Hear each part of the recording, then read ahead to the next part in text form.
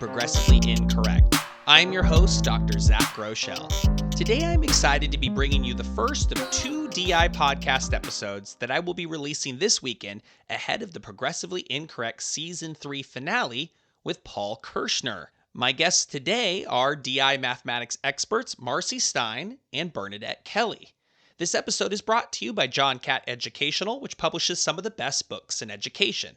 Since this episode is about Big DI, I thought I'd once again highlight the book, Direct Instruction, A Practitioner's Handbook by Kurt Engelman. You can listen to Kurt talk about his book on Season 3, Episode 7 of this podcast, and if you buy the book and turn the first few pages, you'll even find a little book blurb written by me. It's an excellent book and perfect for people who want the latest text on direct instruction. Now, without further ado, let's go on over to the DI podcast and learn about instructional design for math. Hello, I'm Kurt Engelman. In this film, you'll see the end product of some of our efforts. You will see children sitting down and showing off what they could do in arithmetic. Now, the method that I developed and that you will see in this film is basically deductive. It is not inductive, as many of the current programs are. It is based on the idea that you can work with minimum statements and teach the application of simple deductive rules that give a very precise understanding and a very precise meaning to the statements of arithmetic. And that's what you'll see. You will see the children using these methods, and the film shows how far they go. Now, what to watch for in this film is primarily the interest, the spontaneity, and the general intuitive understanding, the problem-solving set, or whatever you want to call it, of these children. During the initial stages of this program, critics often point out that it's a lot like a Chinese grade school, that there is some repetition, and that it seems that to them anyhow, that the will of the children will be stifled. They point out that children subjugated to this kind of program will most certainly have their creativity squashed and their interest dampened. You be the judge. Watch the film. Note any signs of creativity. See whether or not they know how to solve problems. See whether or not they have an interest. See whether or not they take these things seriously and are able to process the problem intuitively, quickly, as if it means something to them, as if they've taken these problems home. You be the judge.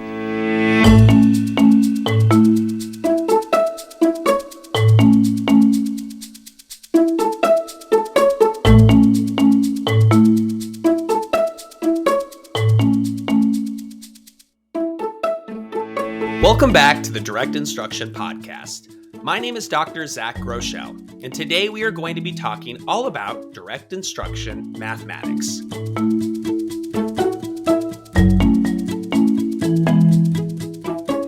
What you just listened to comes from a 1966 video recording of Zig Engelman, which I have embedded in the show notes.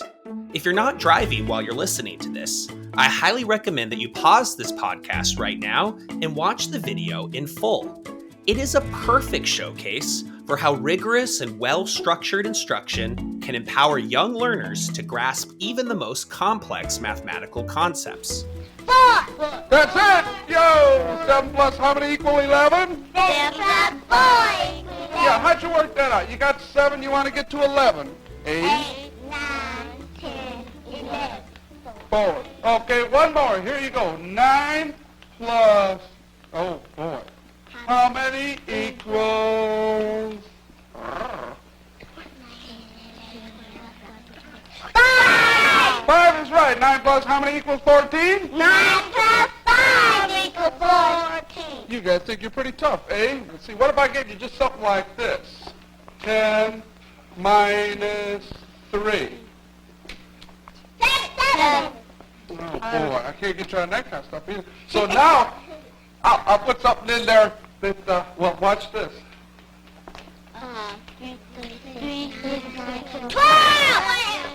I thought I'd get you. I thought you'd think it was a plus sign. But you didn't think, what kind of... Yeah, what kind of sign is that? Okay, what if I did something that's much harder than that? What if I did like this? 5 times R equals 20. Yeah, count by fives. How many? Yeah, whoa, okay, that's good. What if I had it like this? What if I had 5R equals 20? Could I erase the R and put a 4 there now? No, why?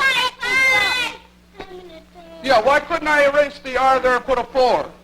What would it say? 54. We don't want 54. What do we want to say? 5 Yeah, but what do we want to say? 5 times. 5 times 4. So if I erase that R, I also got to put a little bitty sign right in there like that, and away we go. Okay, that's pretty good. But what is direct instruction mathematics, and how does it differ from more conventional ways of teaching math? To answer that question, I thought I'd interview some of the experts of DI math about what goes into the design and delivery of this highly effective teaching system. Dr. Marcy Stein is the lead author of Direct Instruction Mathematics and Professor Emeritus of the University of Washington, Tacoma. Also joining us is Dr. Bernadette Kelly, who co-authored the DI program's Connecting Math Concepts and Essentials for Algebra. This is an incredible episode that I hope will prompt more schools to consider how top-notch materials designed with the DI approach can break the cycle of stagnant achievement in mathematics. Before I go over to my guests, I want to remind listeners that this podcast is brought to you by NIFTY, or the National Institute for Direct Instruction. NIFTY is hosting the National Direct Instruction Conference and Institutes this summer in Eugene, Oregon. Please see the registration links I've provided in the show notes and sign up today for what is the most comprehensive direct instruction training available anywhere. Now, without further ado, let's go over to my guests, Dr. Marcy Stein and Dr. Bernadette Kelly. Okay, welcome back, everybody. I am here with Dr. Marcy Stein and Dr. Bernadette Kelly, two of the legends of direct instruction mathematics, who are here to talk to us about the video you just heard, as well as the delivery and the design of direct instruction mathematics. Marcy, let's start with you. How are you doing? How about you introduce yourself to us? Hi, Zach. I'm doing well, thanks. My name is Marcy Stein, as you know, and I'm a professor emeritus from University of Washington, still involved in some work to help struggling learners. And Bernie, how about you? Yes, Bernadette Kelly, and I'm a co-author of some of the direct instruction math programs, Connecting Math Concepts, and also Essentials for Algebra. And have also worked in teacher training in a variety of places, and it's great to be here. Perfect. And both of you have influenced my life in many different ways, right? Marcy, we go back a ways, coming from the University of Washington, Tacoma. And Bernie, I don't know if you knew this, but I'm actually teaching my daughter with CMC level B. That's the orange book. Yes. So I'm just so happy right now to be talking to you two both. We just listened to a video where Ziggy was sort of like a grainy black and white video, right? Linked in the show notes. And he's teaching a group of students who are younger students, preschool aged. Let's talk about that video. It's interesting because direct instruction is often criticized unfairly for being about rote memorization. And yet it's incredible what we just saw in that video. Marcy, you actually used that video in your classes with pre-service teachers. Maybe we'll start with you. Yeah, I do. I always show that video at the beginning of my classes to basically take care of that number one criticism that direct instruction is merely rote. It's merely a set of procedures. Kids are memorizing them. They don't understand what they're doing. And also the other criticism that they hate what they're doing, because that you can see that those kids are just so excited. It's important to note that videos, Ziggy says, well, we're just showing off today. He's not even teaching, right? He's just showing off. He says in the very beginning, it's 1966, when he just started designing math instruction, and he said, we're showing off what kids can do with sort of minimal instruction. Two things that I point out. One is I had a colleague who was a master's student at University of Illinois while that was going on, and she was in special education, and she told me that she was teaching the brothers and sisters of those kids in a special education class. That's this sort of prevention, this kind of this notion that, you know, with good instruction, regardless of what background you come from, you can learn. But the big thing is that something you mentioned, which is what I always have people do, my students do before I show the videos. I say, get your pencils out and count the number of tasks, to count the number of topics that the kids engage in. And it starts with math facts, and then it moves from math facts to math strategies, two different things in direct instruction. Math facts and teaching problem solving strategies are two different things. It goes to fractions. The kids are doing addition, subtraction, multiplication, and division. The kids are doing word problems, representing word problems. The number of things that the kids have learned to do basically address the notion that this is rote. There's no way kids could have memorized all of that information and all of those strategies. It just puts to rest.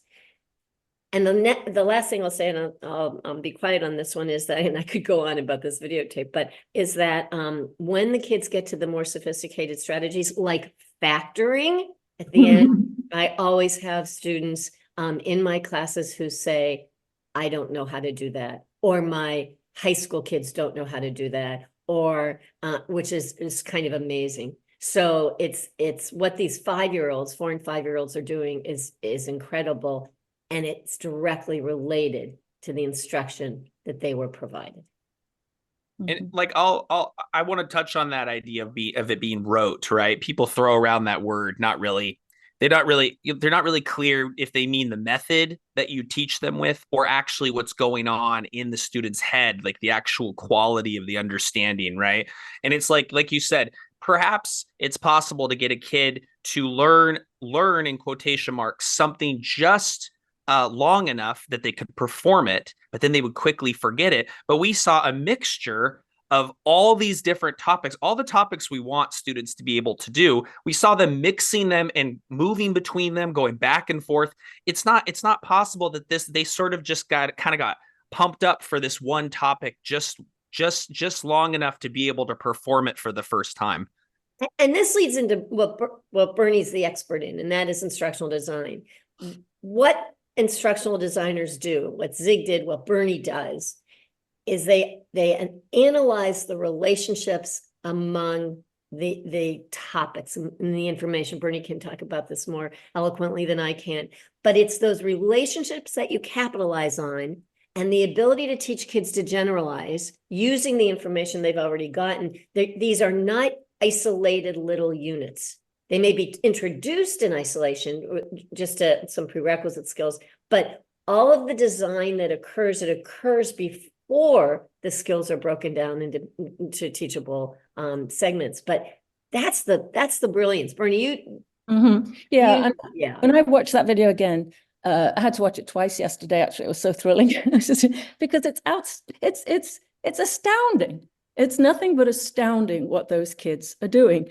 And Zig was very clear at the beginning. It says, these are based on deductive rules. That's what it is. But those are thinking skills, right?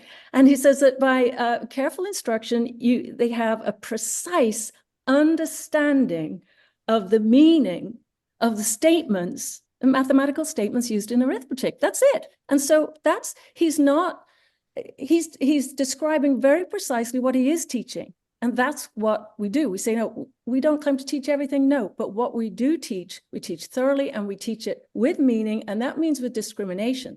And the other thing that really shone to me in that video, which is what you're sort of saying the same thing, Marcy, is how they were able to discriminate between those different problem types.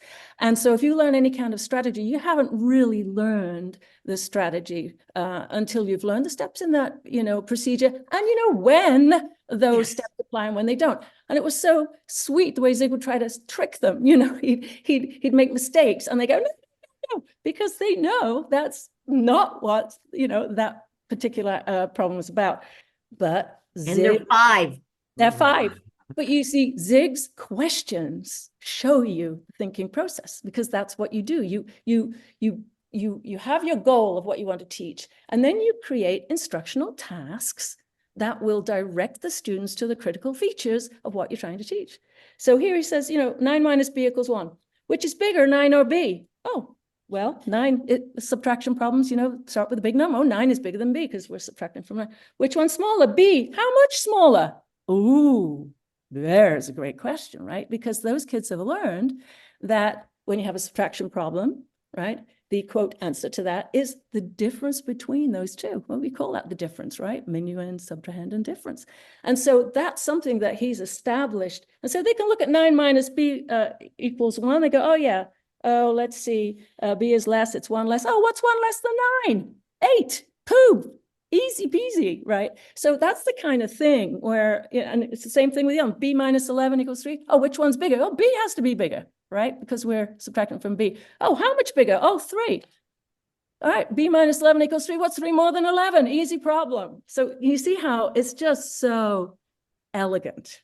And that's what grabbed me when I was a teacher in England and had been teaching using direct instruction materials with no training.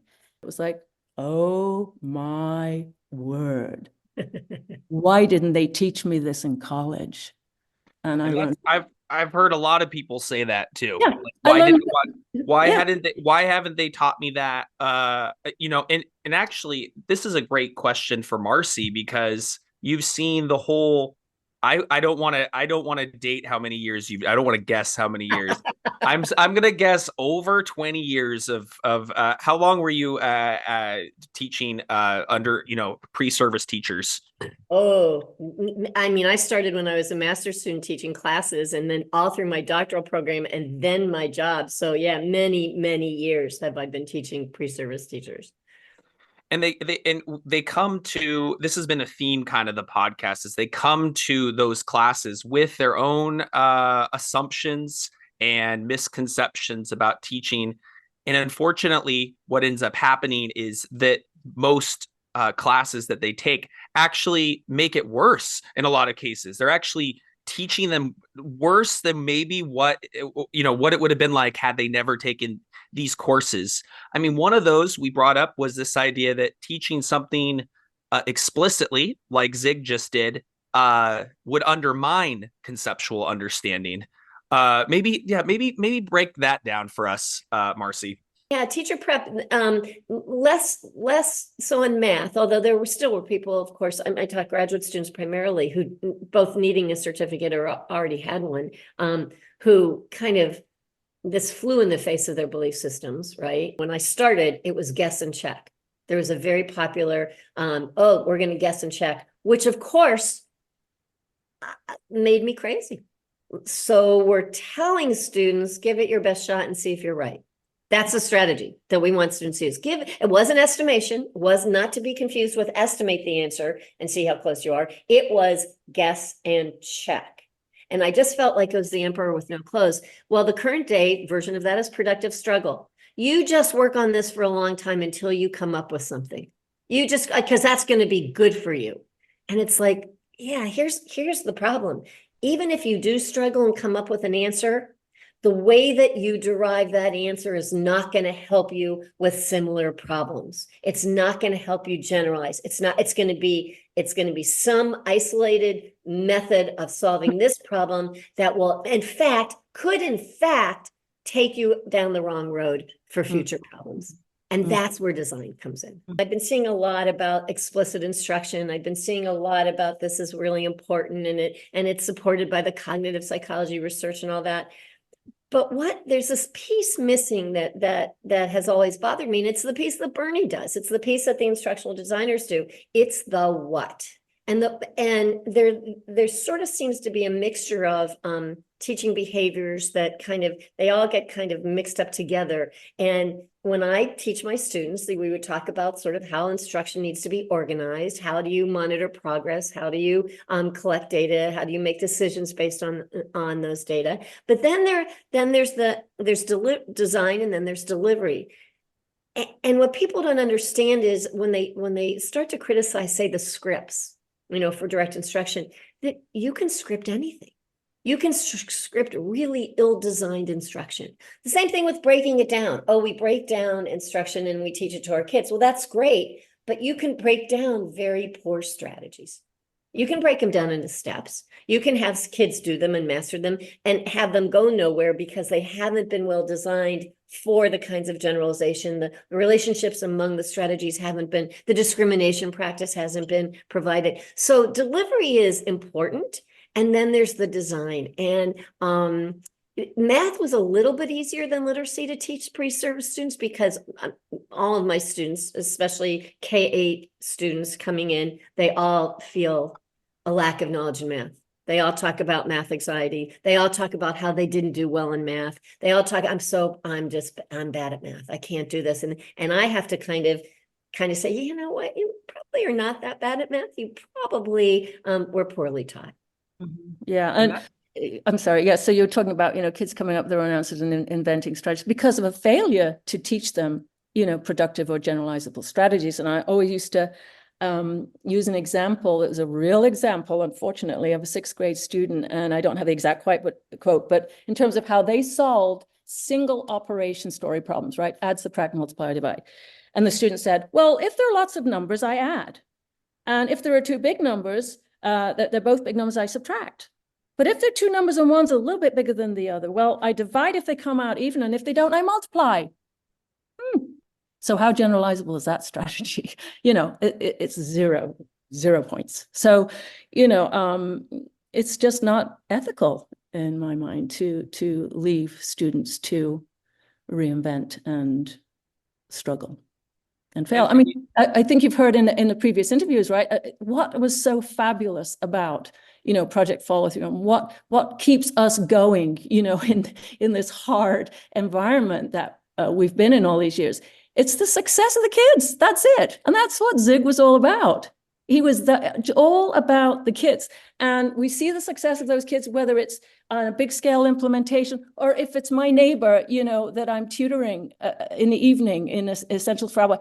It's thrilling to see kids turn around and be successful. Or when you're training teachers and you see that turnaround.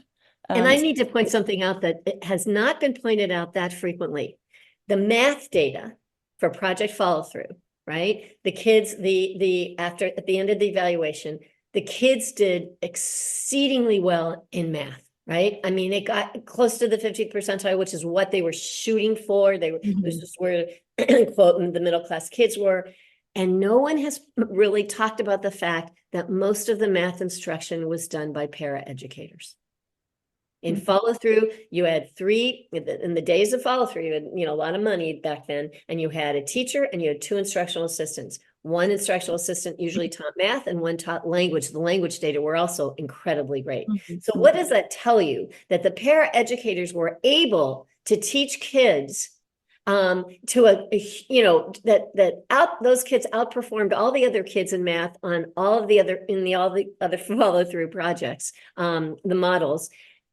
Because they had a good program. They had a good program. They were coached in how to deliver that program. They paid attention to kid performance and kid errors. And that was the model. And it was paraeducators. They didn't need, I just looked at the NCTQ recommendations for teachers, for elementary teachers teaching math. They want teachers to take 3 content courses and 1 pedagogy course. And it's like, this whole leap from teachers understanding math to teachers being able to design and deliver math instruction, it's a big leap. And here the paraeducators in Flint, Michigan, which was one of my sites, were teaching kids, off the charts. It's fascinating. So far we've alluded a lot to design, and instructional design is not something that's typically taught to teachers. I guess the question that we're going to be focused on now is, what is the importance of instructional design for effective instruction, which is, right. Marcy, you've checked me on this in the past. Like, this is the missing piece of this, because we keep talking about delivery. We talk about error correction. We talk about choral response, maybe. Practice. right, practice, right. The maybe the Rosenshines principles of instruction are kind of popularized right now, which are generic strategies for delivery. But we're not talking about the design of the materials. So let's go to you, Bernadette, who's kind of you are here to really speak to this as your area of expertise. You're going to talk about the structure of the curriculum and the strand design. Go ahead, take us into this for people who are new to this. Sure. So, we've talked about these different aspects of instruction, and to have effective instruction, you really need three things in place. You need actually organization, which we haven't talked about, which is, what is the schedule? Is the schedule adequate? Lesson length, the grouping, the size of groups, the type of groups, all of that is an important organizational, logistical part, which we don't have time to go into today, but that's one part that really needs to be in place for effective instruction. The second are those teacher behaviors, like the delivery aspects that you've been talking about. You've got pacing, and engaging the kids, reinforcement, error correction, monitoring, assessment, remediation, right? Responding to the data, all of those things that the teachers do, absolutely critical, right? And then there's the third part, which is the resources, the instructional materials, the curricula that they use. It's the tools, right? You're putting tools into the hands of the teachers. And, we don't expect a surgeon to operate with a blunt scalpel, right? But we somehow, in the classroom, there's just this variety of, poorly designed, blunt tools that we expect the teachers to either use or modify, adapt, recreate, pull from the internet, whatever they can do to try to meet the needs of the students instructionally. So it's a third and critical part. If any three of those three go out the window, you do not have effective instruction, but that third is a critical part. So when you look at the structure, just a traditional standard structure of a curriculum, it's not conducive to success, right? We have either the units, chapters, or whatever, and kids learn, they work hard on something for a while, and then, you're on to the next topic, and you work on that for a while, and you move on. And so what do kids learn from that? What is being communicated? If, that awful chapter that comes later on in the year on fractions, decimals, or percents, or whatever, if they ever get that far, they learn that it doesn't matter how bad it gets, it's going to go away, right? And it's gone for a good degree of time till next year. And that, of course, does not facilitate any retention. And when you look inside one of those chapters, right, it's got a unified focus. I got an example from, it's going to be addition, or it's going to be subtraction, it's going to be fractions, it's going to be whatever. When my kids were in middle school, their chapter on integers, I looked at, and of course, my hair is curling when it already does. It starts out with absolute value. First lesson, absolute value, ordering, comparing, and graphing integers, right? Next one, adding integers. Guess what comes next? After adding integers, we're going to be doing subtraction. Yeah. And after subtraction, it's going to be multiplying. And you got it. You be brave. And after the multiplying, it's going to be dividing. And then after that, we just jump into the 4-quadrant coordinate system. So even within the chapter or the unit, it's not conducive to success because everything has to be crammed into that chapter. There's not enough time to really establish a thorough, conceptual understanding of anything before you move on to the next subtopic, if you like, within the chapter. The teachers are forced to go from any kind of demonstration or explanation all the way to the students going to independent work within the course of a lesson. It's just not well put together. It's the whole structure itself is not conducive to success. So can I ask a question about this? Yes. Because what people are telling teachers to do now, they will call it spacing, or they'll call it interleaving, and they'll say you've got to kind of figure out how to do that. And but that is really a lot of work. I mean, that is sitting there on your carpet at your house and taking a bunch of pieces of paper and going, okay, I've got to mix it this, and how much do I mix, right? I only have these kids this one time. So I guess I'll try it out and take some notes, and next year we'll see. Next year we'll see if that worked out for them. No one's field testing this for me. Right. It is it is a task that is beyond mere mortals, as some would say. I agree. And I need to point out, Bernie could point this out, that interleaving, which is essentially like what we in direct instruction world call cumulative introduction and review, was present in every single direct instruction program that was ever designed by Engelman, starting from the 60s going to now. Cumulative introduction and review.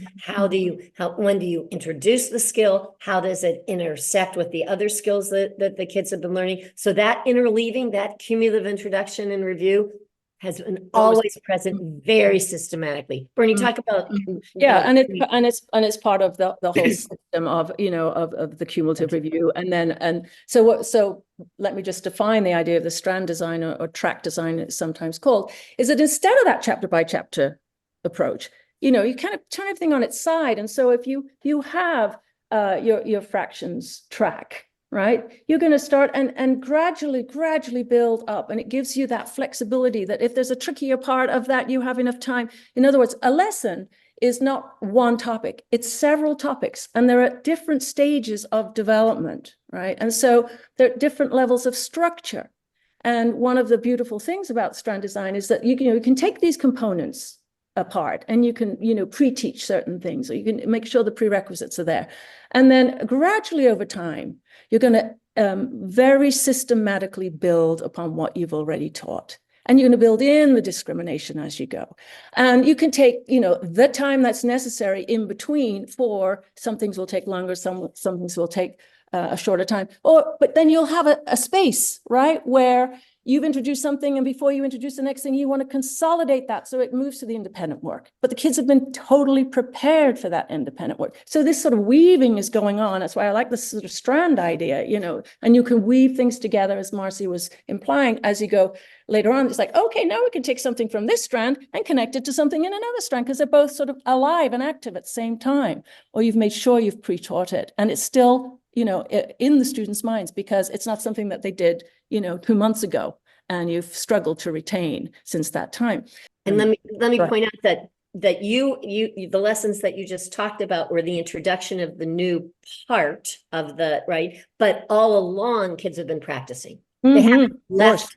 Oh, no. Right. They've had independent practice because there's this sort of process of the teacher directs the introduction of a new concept of a new skill, then the teacher gradually fades out, but then the kids are working out independently. So I just wanted to make sure that listeners understood that when you said now lessons such and such versus lessons such and such, they haven't dropped practicing. Absolutely. And thank you for pointing that out, because again, that's the difference between the structure of these of the DI curriculum and the standard curriculum. Remember, I said it doesn't matter how bad it gets, it goes away. In the traditional, what I love to say to kids at the beginning of year is, once something's introduced in this program, it never goes away, right? Which is what you're saying, because you're constantly using it, developing it, building on it, or even if it's just practicing it in the independent work, or you're integrating it across different strands, and that keeps it alive too. So they're using what they've learned. And here's another thing about design that I think it's in the math book. I mean, the math book that we wrote based on the strategies that Bernie and Ziggy developed is that example selection. The level of detail on selecting examples. I mean, the best example I think of example selection is when kids are introduced to fractions, right? And kids are introduced to fractions, right? Little kids are introduced to one in the numerator, and then a proper fraction, and then an improper fraction. And example selection in direct instruction programs is very carefully articulated, and our kids are introduced, anybody in direct instruction programs are introduced to fractions, both proper and improper, at the same time. And yes, and that was the next thing I can really elaborate on, if you'd like me to, as far as again, when the teachers are struggling to put together, or the materials they have, or creating themselves, it's typically driven, at least when, last time I worked on materials, it was driven by the Common Core state standards and having to meet each and every one of those standards in every year. And that's what, of course, drives the curriculum materials. that are commonly used in the schools. And that's what, drives the publishing companies. And, they are ultimately concerned with what sells, not with what works. And so those Common Core state standards are driving what the kids see and do and what the teachers try to accomplish in that particular grade level. So I looked at what do the Common Core standards say about fractions, right? And so what we have is, grade 1, partition circles and rectangles into 2 and 4 parts. Understand that more shares create smaller shares. Right? So a typical introduction, as you said, is like a half, a fourth with pictures. You might have a cake. Pie, circle pizza pie. Circle pizza pie, right? And it's like shares. This language was really a little shocking to me, right? We're calling them shares. And of course, that's the same idea, we're sharing it between so many people and we're cutting it into parts, pieces and whatnot. So they called them shares. So we've got a limited range of parts, right? 2 or 4. It's limited to 1 whole. And there's pretty confusing language in there. Now, this is first grade, right? Kids are just getting to grips with the whole number system. And suddenly the teacher is told they have to get those kids to understand that more shares create smaller parts. And so these misrules remain after 2 years. It's only 1 part or 1 whole. And fractions for whole numbers, all the examples in the Common Core state involve 1. Even there, it's 6 over 1 or 3 over 1. Oh, so this is like a weird subset, right? Or 4/4 and 1 on the number line. Oh, we're going to move into equivalent fractions. Guess what? All the examples are less than 1. So, we're hammering a misrule into the kids' heads for the first 3 years. So that by 4th grade, that first day that the teacher writes, 11/3 or something on the board, they think the teacher's lost their mind. It's like here's what they do. They're asked to draw a picture of 5/4 and they flip it because in their minds you can't. So here's what I'm going to answer. I'm going to draw a picture of 4/5. Wasn't included in the example set, and they missed the point. So that's the thing. The power. They magically, your example is great because they magically flip the fraction over as if that's the same thing. Well, it has to be that. Right? It has to be. It has to be. And then this takes us back to the original video. Take a look at what those kids are doing in fractions. Right. Take a look at what those 4 and 5-year-olds are doing with respect to fractions, including using fractions in word problems. Yeah. I mean, it's incredible. I mean, it really was the way to start a course because. Right. So I think you got the point, right? How do we address those problems that arise, right, with the standard curriculum or with the recommendations that are being made to teachers that they're going to try and follow? We wait until the kids are at that point where the whole number system is well established, and then we give them the whole story, right? Just like those signed numbers. The bottom number tells how many parts are in each whole unit. The top number tells how many parts we have. They all work the same way, right? All fractions work the same way. Let's do the whole thing. So we're ready to represent a full range of fractions, less than 1, equal to 1, and more than 1. And that is a critical point to, so what do we get there? Minimal differences, right? We'll have minimally different examples. You can have 3/4, 4/4, 5/4, boom. Less than 1, equal to 1, more than 1. So they learn to shade the parts for the given fraction, write the fractions from a picture, etc. It's easy to identify whether fractions are more than 1 or less than 1 if you do it from the beginning the right way. 5-year-olds did it. Yes. And so so they had, make 5, shade 3, make 7, shade 8. Well, we know we've shaded more than 1 whole, more than 7 parts in each unit. That's it. So anyway, let's see. So there's an easy transition to the number line. You give them the whole package and you do it systematically, just as I've said before. It's design. Yeah. Now, and so, and understanding that reading fractions, like you're saying, reading fractions is a separate skill, right? Just being able to say, oh, what does this say? It says 3/4, 5, and some are trickier than other. Halves and thirds are irregular versus 4ths, 8ths, 9ths, and so on. And they're irregular because they don't use the number. That's something that we talk about. Example selection. 1/4, you hear 4. one, but you don't hear 2 and 1/2, and you Right. don't We don't say 3 and toots. 1/3. We say That's right. So that's the kind of detail that you Right. taught, that fractions, reading fractions is divided into regular, where you hear the number, and irregular, where you don't hear the number in the phrase. Let me try to like tie this together, maybe from someone who, because I've taught the fractions unit, so or excuse me, I've taught the corrective math fractions presentation book. So like what you talked about, Bernie, was how it's not that you're teaching the same thing, like a mass practice thing for a unit, nor for a lesson. And so I want the people that are listening to kind of picture the difference here. Imagine that the kids' workbook is in front of you, but instead of all the same problems, we are divided up into exercises. And each of these exercises just touched on what Bernie and Marcy were saying, where one of the exercises is just to read the fraction. The other one shows 3 circles, and you have to shade in how many parts are in each hole, how many parts are shaded, right? And then the next one, we're going to talk about what was another one we gave? Another example of kind of a different, a different More than one. more than one, less than one, right? A different track or a different strand. And all of this, if you're the designer, kind of looks like a bunch of lines that are overlapping, weaving together. It's elegant, but right now, even it's just like to imagine trying to create that yourself. You can't do it. And so what you're going to end up doing is making lessons where you're just teaching one thing at a time.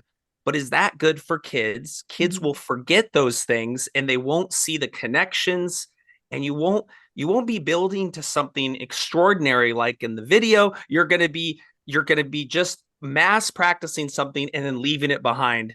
And maybe that explains the issues we have in math education in a nutshell, if I could summarize it. Exactly. No, that was a very good summary, but here's something else that speaks to a criticism of DI. People think, because you can't really see the design. You really have to be taught about it. You have to be aware of it. When you watch a lesson being taught, a direct instruction lesson being taught, you're watching the delivery. You're watching engagement. You're watching corrections of errors. You're watching how this lesson is delivered, but you can't really see the design unless you look at lessons over time, unless you're aware of all the design elements, but here's what's really funny. We get criticized, direct instruction advocates get criticized for teaching things in isolation. Oh, you're just teaching skills in isolation, which is nothing can be farther from the truth. We're introducing kinds of aspects, right, of a strategy. We're introducing prerequisite skills. We're introducing things that kids need to know. And we may be introducing something in isolation, but because what Bernie said earlier, it's integrated, it's built upon, so that nothing is taught in isolation in a direct instruction program. Nothing is, it's not, here you go, take this and it's gone. But it looks like you might be because of the way that it's structured. So it's another real common myth about direct instruction that, all these skills that you're teaching in isolation, when in fact, you're integrating them in a far greater way than most people do, most math programs do. And just another interesting point about the example you gave, Zach, is, in a standard curriculum, those strands, they work in larger topics, like a whole strand may be fractions that I was just, explaining how it goes over time. When we might have geometry and we might have whole number operations, but you actually were, and that's in one lesson, and you were actually saying, but if you actually are teaching a unit on fractions, then you've got strands within strands, right? And that's what you just explained. You've got these different aspects that if you know that we need a serious remediation program here just on fractions, we've got to get those kids up to speed on fractions, right? It's going to be an intense instructional unit on fractions. Then even there you can apply the same principles so that things flow smoothly and and efficiently. It's all about efficiency. It is I, about I see what you're saying. So like I was giving the example of corrective math fractions, and you're Yes. saying actually though the algebra program, for example, we're weaving in things that aren't even fractions. We're talking about things that we got to keep this in mind because it's going to come back. It's going to Mhm. build. You're going to need it, and so there's even more differentiated Right. offerings. That is so cool. Yes, you see Yeah, the difference between connecting math concepts and corrective math, right? Right. exactly. Or Gotcha. essentials, right? Because there are all these different Essentials. aspects that that are interwoven and connected actually ultimately. This is how a teacher can understand the power of the design. Like you said, you kind of have to do it, but it's like Mhm. I was just thinking just now, what is it that you're doing that would trigger that as a teacher? And this is what a teacher at my school did. She said she was teaching the program, and the CMC, a direct instruction program, and she started to skip this one type of exercise. She goes, this Mhm. one, this one I don't really get, right? Like I don't really get the wording. I don't really get the flow of this. Sometimes in the workbook, the kids, all they have to do is circle something, or all Mhm. they have to do is cross something out. And you're going, Mhm. maybe it's too easy, right? Mhm. And all of a sudden a month later and now you're feeling it. You needed to have done that the whole time, and that was an aha moment for Right. her. If I Right. had just stuck to it, then I would have been following the intent of the design. Mhm. I kind of freelanced a little bit, and look, now I'm paying for it, right? Yeah. No, So that's a great when we example of yeah, things may look a little weird and different, Zig did not have a standard way of analyzing content quite often. And it rubs people up the wrong way, or they just don't get it, as you were saying. And then until you've taught it, you don't see how all those pieces elegantly fit together and And we come. used to say, I don't know why that's right. We used to say to teachers picking up the programs for the first time, we used to say, the first time you teach a program, you have to teach it straight, because you will not know that thing that happened that looked really strange down here was really important up there. Right. Here's one more thing that we haven't said that's important about a direct instruction program. All of them have been field tested with kids. Mhm. All of them. That Bernie can testify to this. You put instruction out there to field test teachers. You examine the confusion or the errors the kids make, and they make corrections on the instruction. There are very few commercial programs that do that. And Bernie, is that true? Everything Oh, that yeah. you've ever Yes, I mean, the initial versions of the program, absolutely true. For Connected Math, we'd be out that we'd send the lessons out, we get the student work back, we do an error analysis, we send out fix-up exercises, I go out there and visit, in other words, there's a whole year of field testing, and then there's a rewrite, it's revised before it ever goes to publication. In the case of Essentials for Algebra, it's a very meaty, dense program. There's a lot in there. And the teachers didn't get far enough along in the first year. And so we did 2 years of field testing to make sure that we had adequate data before it went to print. Yeah. and So it's it's an intense process. It's not, oh, how do you like this? It's right. like, it's all based on student performance. The other thing that's interesting is that in the field test process, Zig would intentionally make the exercises what we'd call lean, right? Because you don't want to overteach. I mean, we're always in, our materials are typically taught with disadvantaged kids who are falling behind, kids who need to, special ed kids who need to learn at a faster rate than the kids in the regular class are going to catch up. It's like, we had to accelerate. You want to accelerate the cognitive growth. So you don't want to be doing anything that's not, needed. And so they'd be lean. So you'd expect that sometimes there wouldn't be enough practice, or that there might be some confusion. And it's like, and then you'd look at it and say, okay, where do we need to sometimes interpolate a lesson, a whole lesson, because there's things going on here. We just got to address that. We've got to change what we do, fade out more slowly in terms of this particular complex strategy or whatever. And so that in and of itself is a complex process. And of course, teachers don't have time to do that. Like you mentioned earlier, that they might try something and then say, oh, well, I'll do that a little differently next year. That didn't go over so well, that's. I wanted to, because we're coming towards the end of our talk, but I wanted to touch on something that it was unexpected in this talk, but I think we have to talk about it to kind of end this. It was like, Bernie, you talked about kind of having to do a whole, a revision around the Common Core state standards, and right now it's all the rage. Like, is something like ed reports or any of these other review things that are, are those legitimate ways of evaluating a program?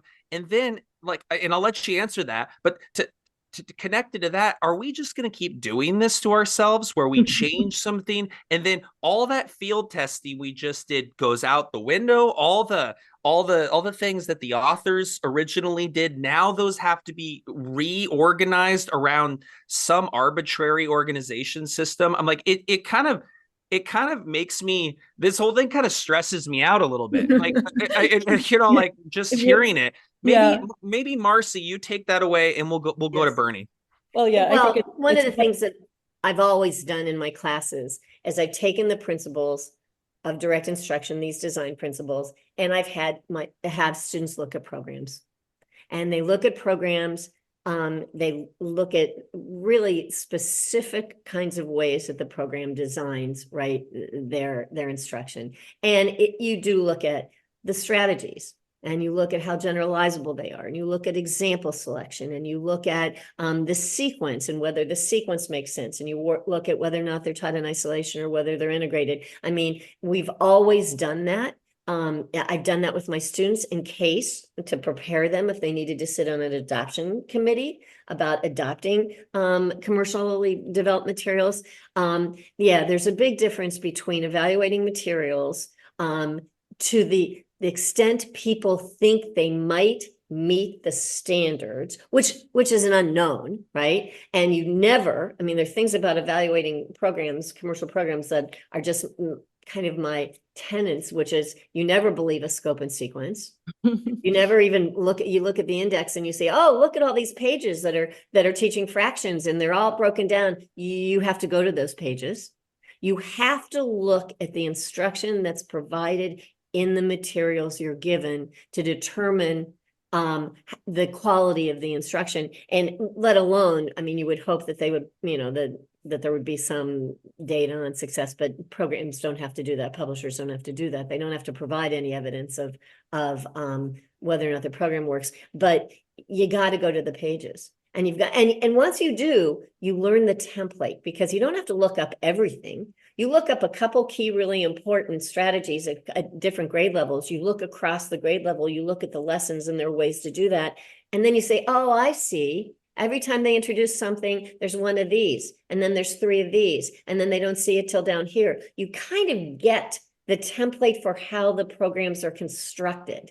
They introduce it with a picture, and then they wait, and then they do this, and then and so you don't have to look at every skill every time. You have to look at some, you pick some critical skills, and then you look at those. But yeah, I don't think that evaluating materials in terms of to determine whether or not they would help a teacher be successful in their classroom has anything to do with the standards.